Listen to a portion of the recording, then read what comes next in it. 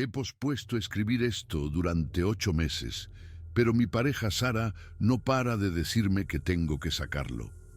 Lo que me pasó el pasado marzo en las Cascade Mountains de Washington todavía me atormenta.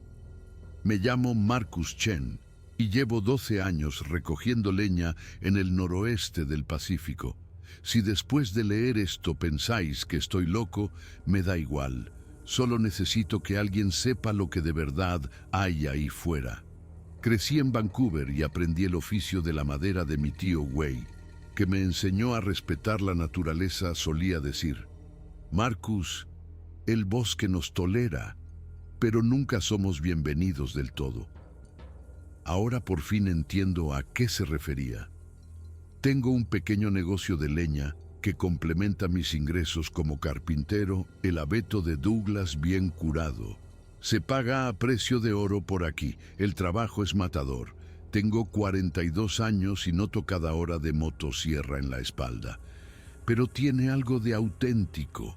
El lugar donde todo se torció lo llaman Ravens Ridge los de la zona. Está a unas 2 horas al noreste de Seattle, en lo más profundo de las Cascades, donde los turistas no se aventuran. Se llega por una vieja pista forestal que sale de la Highway 2, apenas transitable incluso con un 4x4. La pista sube a través de un bosque denso hasta las instalaciones abandonadas de una compañía maderera de los años 70. La madera de la zona es increíble. Las tormentas de invierno y las plagas de escarabajos matan árboles cada año, y el servicio forestal permite recoger la madera muerta. Mi zona de tala favorita está a unos 800 metros de la antigua estación, donde un incendio forestal de hace 10 años dejó miles de árboles muertos en pie, perfectamente curados. Aquel sábado de mediados de marzo hacía un tiempo perfecto para talar. Sara se había ido a Portland, así que tenía todo el fin de semana para mí. 60 centímetros de nieve fresca, cielos despejados, unos 9 grados bajo cero, condiciones ideales. Tenía un pedido de 4 estéreos de leña y necesitaba hacer acopio.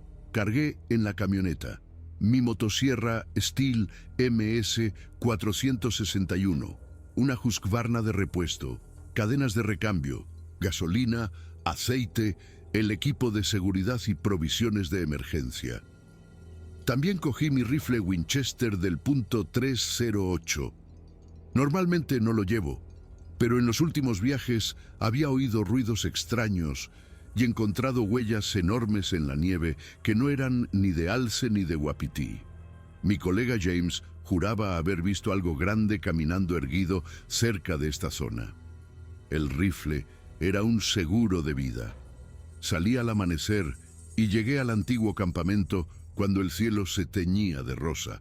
Caminé hasta mi zona de tala y me preparé metódicamente, como me enseñó el tío Wei. Coloqué el equipo, llené los depósitos de las sierras, revisé las cadenas y me puse el equipo de seguridad. Siempre hago una comprobación de seguridad completa. Un accidente de motosierra tan lejos de cualquier ayuda es una sentencia de muerte. El primer árbol era un pino con tortamuerto en pie, de unos 45 centímetros de diámetro, perfectamente curado. Lo derribé, lo desramé y empecé a cortarlo en rodajas. La madera estaba tan seca que la sierra cortaba como si fuera mantequilla. Trabajé sin parar durante 2 horas, talando y troceando 4 árboles. Habría acumulado quizá medio estéreo cuando vi un movimiento al otro lado del claro. Al principio pensé que eran uapitíes, pero algo no cuadraba. Estarían a unos 180 metros, un grupo de 6 o 7 figuras. Lo que me llamó la atención de inmediato fue su tamaño. Incluso a esa distancia eran enormes. Habían salido de un bosque denso sin ningún sendero de acceso. Volví al trabajo. Cuando apagué la motosierra, minutos después, se habían acercado mucho más, a unos 70 metros. Fue entonces cuando los vi bien por primera vez y se me encogió el estómago. Eran las personas más grandes que había visto en mi vida, Yo mido 1,78 y peso 86 kilos. Todos los miembros de ese grupo eran considerablemente más grandes. El más alto debía de medir 2,40 metros y pesar unos 200 kilos. Pero no era solo el tamaño. La forma en que se movían por la nieve profunda era demasiado fluida, más propia de animales grandes que de personas. Sus proporciones no eran correctas.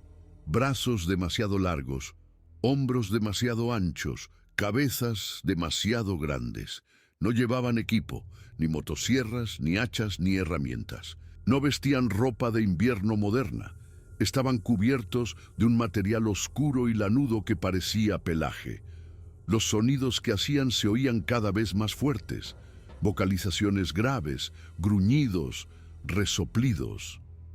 No era inglés, ni chino, ni ninguna lengua nativa que hubiera oído. Empezaba a ponerme nervioso, pero no quería abandonar el trabajo sin un buen motivo. Arranqué la motosierra de nuevo, intentando actuar con naturalidad mientras los vigilaba. Se detuvieron a unos 45 metros, congregándose y señalándome de vez en cuando. Pasados unos minutos, empezaron a moverse hacia mí otra vez. A medida que se acercaban, mi inquietud se convirtió en miedo. Su movimiento era demasiado fluido. Apenas se hundían en la nieve a pesar de su evidente volumen. Sus proporciones eran definitivamente incorrectas. Lo que los cubría no era ropa, parecía un pelaje grueso, como si formara parte de sus cuerpos. Tenían una jerarquía clara y una comunicación sofisticada. El más grande era el líder. También había una estructura familiar, con los adultos protegiendo a los más jóvenes. El más joven, que aún así mediría más de 2 metros, se mantenía cerca de los que supuse que eran sus padres. Cuando estaban a unos 45 metros, pude verles la cara con claridad por primera vez. Se me heló la sangre. Aquello no eran personas. Tenían la cara cubierta de un pelo oscuro y áspero, frentes prominentes que se inclinaban hacia atrás, mandíbulas que sobresalían de forma antinatural. Los ojos eran pequeños y hundidos. Cuando movían la boca, podía ver unos dientes más grandes que los de un ser humano. Mi mente se aceleró.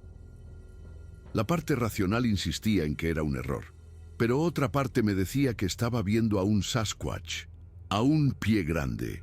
Eran reales y venían directos hacia mí. Se detuvieron a unos 30 metros, manteniendo una especie de discusión, señalándome de vez en cuando a mí y a mi equipo. Decidí seguir trabajando. Tiré del cordón de arranque y la motosierra rugió. El sonido los sobresaltó, pero luego el más joven pareció fascinado. Siguió acercándose, observando cómo giraba la cadena. Los adultos emitieron sonidos de advertencia, pero el joven estaba cautivado. Me coloqué para cortar un tronco. El joven Sasquatch se acercó aún más, a unos 4 o 5 metros. Estaba concentrado en el corte cuando oí que las vocalizaciones de los adultos pasaban de la curiosidad a la alarma. Solté el gatillo. El joven Sasquatch se había puesto justo al lado de mi zona de trabajo y extendía una de sus enormes manos hacia la sierra. ¡No, no!, grité. ¡Bu! ¡Wei Xian!, advirtiéndole para que se alejara. Pero no entendió. Su mano se acercó más a la cadena que todavía giraba.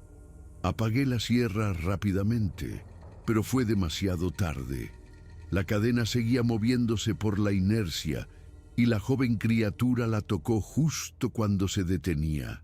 La cadena aún estaba caliente por la fricción, probablemente a casi 100 grados. Soltó un aullido de dolor que retumbó por todo el bosque.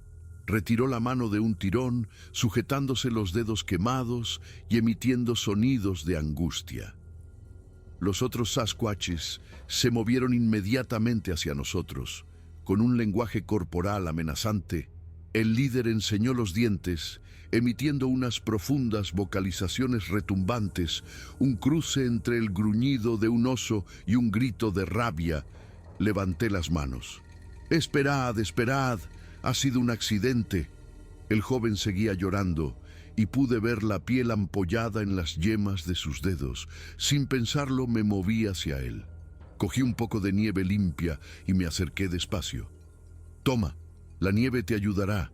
Deja que te ayude». No sé si me entendió, pero extendió la mano con vacilación. Presioné suavemente la nieve contra los dedos quemados. La criatura hizo una mueca de dolor, pero no se apartó. Seguí aplicándole nieve fresca. Los otros formaron un semicírculo a nuestro alrededor, observando con atención. El joven se estaba calmando. Estaba tan concentrado en tratar la quemadura que no vi al líder moverse detrás de mí. La primera señal de que algo iba mal fue cuando otra de las criaturas emitió una vocalización fuerte y seca. Empecé a girarme, pero demasiado lento. Lo último que recuerdo es ver un enorme brazo cubierto de pelo balanceándose hacia mi cabeza. Luego, la oscuridad. Cuando desperté, estaba tumbado boca arriba, mirando un cielo gris de última hora de la tarde. Intenté incorporarme y descubrí que no podía moverme. Estaba atado a algo que se deslizaba por la nieve. Estaba amarrado a un trineo que era arrastrado por el bosque. El trineo estaba bien construido, ramas atadas con tiras de corteza o tendones, unos corredores lisos diseñados para deslizarse sobre la nieve. Las ataduras eran de una cuerda natural increíblemente resistente. Estaba atado con los brazos y las piernas extendidos, con las muñecas y los tobillos inmovilizados.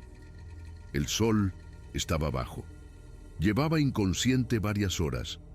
Me martilleaba la cabeza donde me habían golpeado.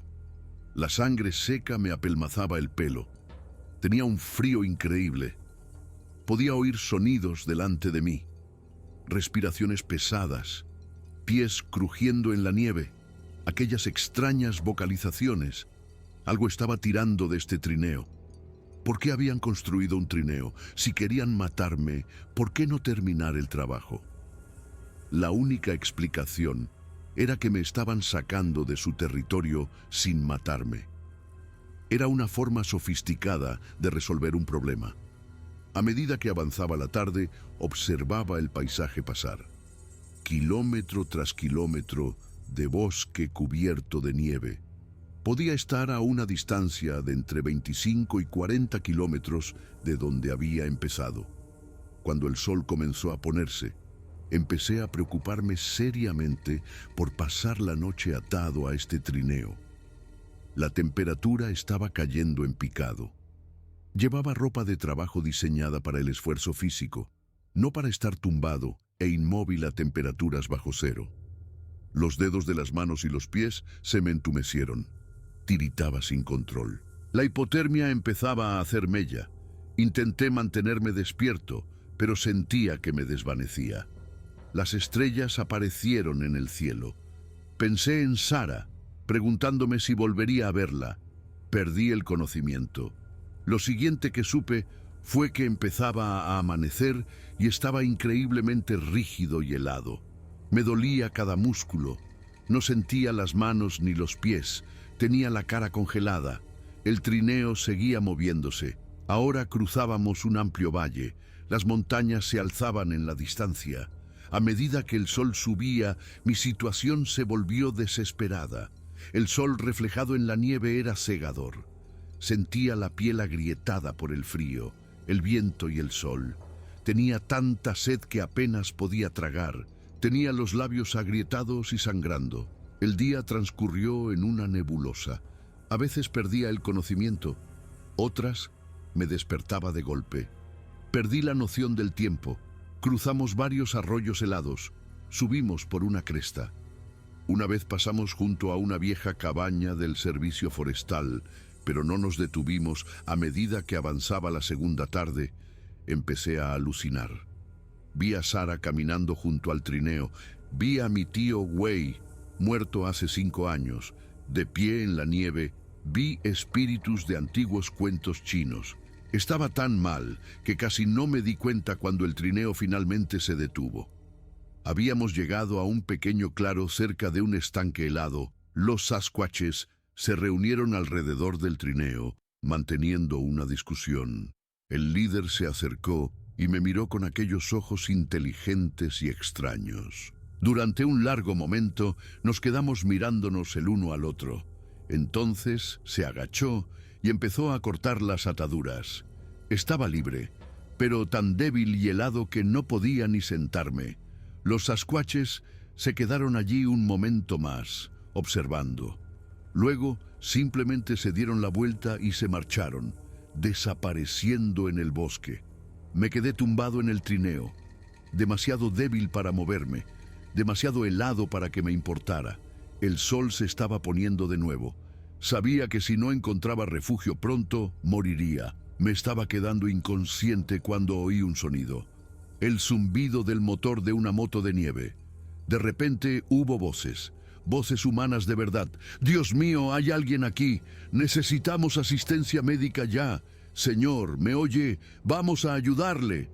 Unas manos me levantaron, me envolvieron en mantas. Intenté hablar, pero solo me salió un graznido. «No intente hablar. Está bien, ya le tenemos». El equipo de búsqueda y rescate, que me buscaba después de que Sara denunciara mi desaparición, me trasladó a una ambulancia que esperaba. Pasé 3 días en el hospital, donde me trataron por hipotermia severa, congelación, deshidratación y una conmoción cerebral. Me dijeron que había tenido una suerte increíble. Según el lugar donde me encontraron, me habían arrastrado aproximadamente 40 kilómetros a través de uno de los terrenos más remotos de las Cascades. Cuando me preguntaron qué había pasado, intenté explicarles el encuentro con el Sasquatch. El equipo de rescate fue profesional, pero noté que no me creían. La policía fue más abiertamente escéptica. «Señor Chen, ¿nos está diciendo que un pie grande le ató a un trineo y le arrastró 40 kilómetros?» «Sí, eso fue lo que pasó. Señor, sufrió un traumatismo cráneoencefálico severo e hipotermia. Las personas en esas condiciones experimentan alucinaciones. Sé lo que vi. No fue una alucinación, fue real. Pensaron que mentía o que estaba mentalmente inestable. Finalmente me dieron el alta.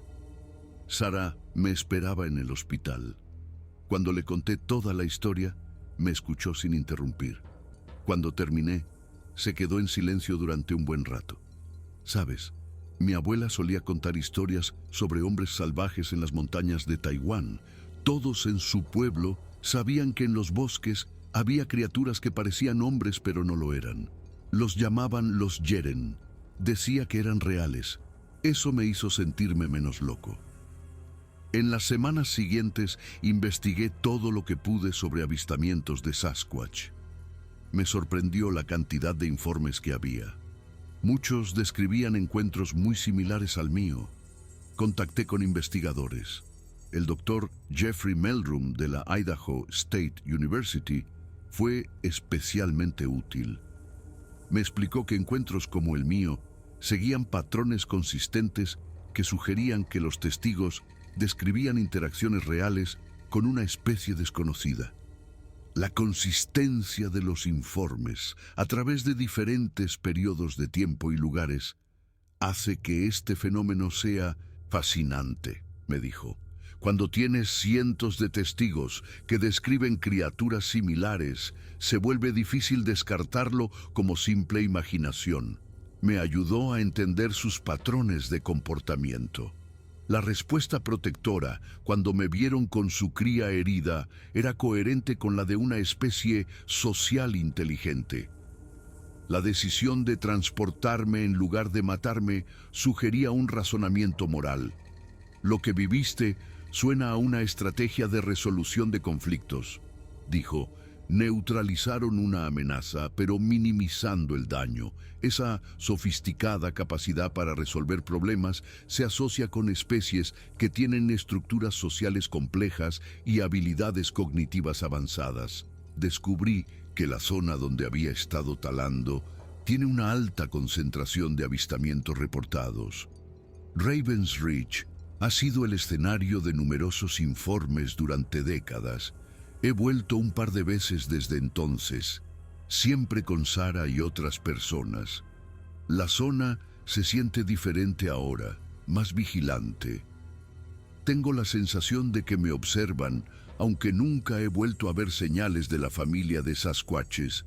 Sí que encontré el lugar donde había estado cortando leña. Mi motosierra seguía allí con el resto del equipo. Curiosamente, todo estaba colocado en una pila ordenada, como si alguien lo hubiera recogido deliberadamente.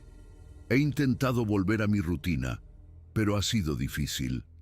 Cada vez que estoy solo en una zona remota, miro por encima del hombro.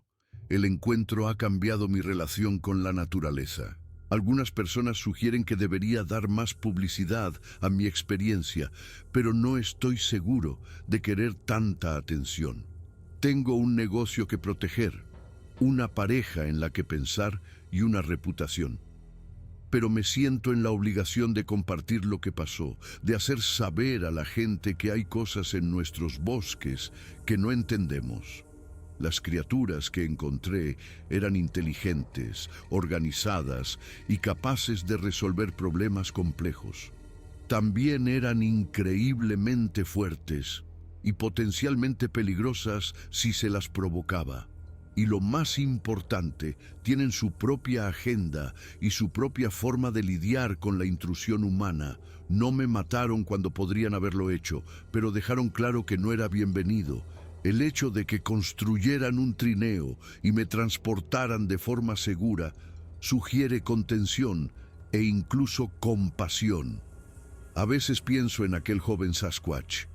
Espero que se recuperara bien y que aprendiera a tener cuidado con el equipo humano. Espero que mi intento de ayudarle enviara el mensaje de que no todos los humanos son una amenaza. La experiencia me ha hecho más humilde sobre el lugar de la humanidad en el mundo natural. Creemos que somos la especie dominante, que entendemos y controlamos nuestro entorno. Pero mi encuentro me recordó que todavía hay misterios ahí fuera. Criaturas salvajes que operan según sus propias reglas. No sé si volveré a tener otro encuentro. Una parte de mí espera que sí, porque me quedan muchas preguntas. Pero otra parte se conforma con respetar los límites que estas criaturas han establecido. Lo que sí sé es que nunca volveré a mirar el bosque profundo de la misma manera. Cada vez que veo un viejo abeto de Douglas o escucho sonidos inexplicables, recordaré que hay seres compartiendo este mundo con nosotros, que son más antiguos, más fuertes y quizás más sabios que nosotros. Así que esa es mi historia. Sé que algunos la creerán y otros no, y no me importa. He aprendido que la verdad no depende de que los demás la acepten. A veces, las verdades más importantes son las que llevamos en silencio dentro de nosotros. La experiencia ha alterado fundamentalmente mi relación con el mundo natural. Antes de aquel día, creía que entendía la naturaleza. Pero mi encuentro destrozó esa confianza y la reemplazó con algo más profundo. El reconocimiento de que el mundo natural es mucho más complejo y misterioso de lo que había imaginado. Pienso en la inteligencia que vi en los ojos de aquel joven Sasquatch mientras presionaba la nieve contra sus dedos quemados. Había conciencia allí, reconocimiento, quizás gratitud. Entendió que estaba tratando de ayudar. En ese momento, conectamos a través del abismo que separa la conciencia humana de la no humana. Sara ha sido increíblemente paciente mientras yo procesaba lo que pasó. Ahora viene conmigo en los viajes para cortar leña, en parte preocupada por mi seguridad, pero también con una curiosidad genuina. Quizá la razón por la que estas criaturas han permanecido ocultas tanto tiempo es porque están esperando a que maduremos lo suficiente como para asimilar que existen, dijo una noche. Quizá nos están poniendo a prueba, persona a persona, para ver si estamos listos para compartir el mundo en lugar de intentar controlarlo todo.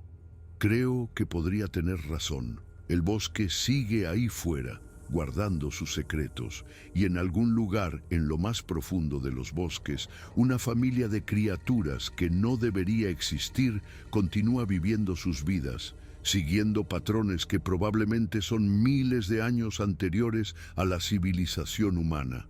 Me siento un privilegiado por haber vislumbrado ese mundo oculto, aunque casi me costara la vida. Es un recordatorio de que el misterio y la maravilla todavía existen y que a veces los encuentros más extraordinarios ocurren cuando menos te lo esperas. La naturaleza me ha enseñado paciencia, humildad y respeto. Me ha mostrado que existen formas de inteligencia que escapan a la comprensión humana y que nuestro papel en el mundo natural podría ser muy diferente de lo que hemos asumido. Sigo cortando leña, aunque ahora soy más cuidadoso.